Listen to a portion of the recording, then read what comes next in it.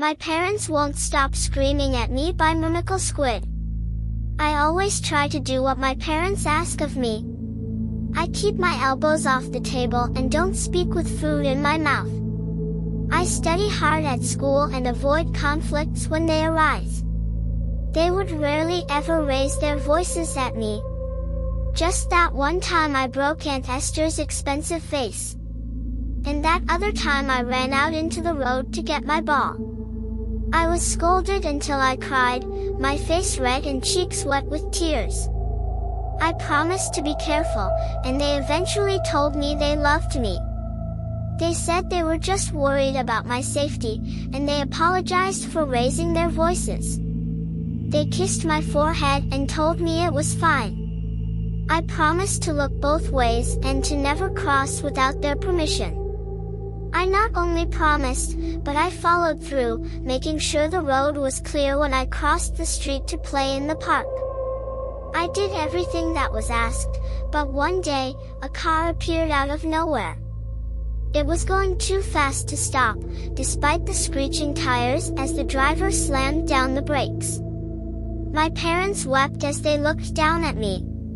Dad turned his head to puke.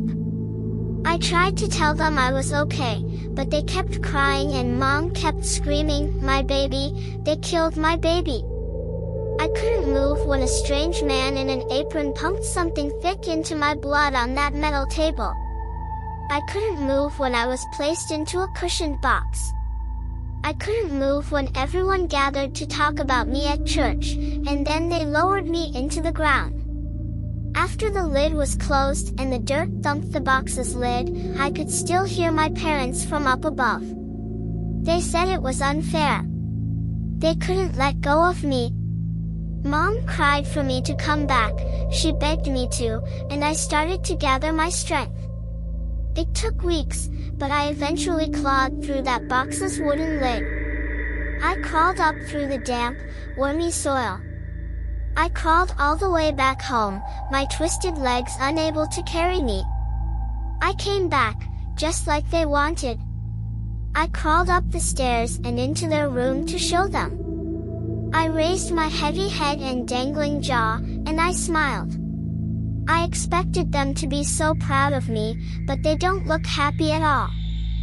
They look more terrified than they ever have before. Worst of all, even though I did just what they asked, my parents won't stop screaming at me.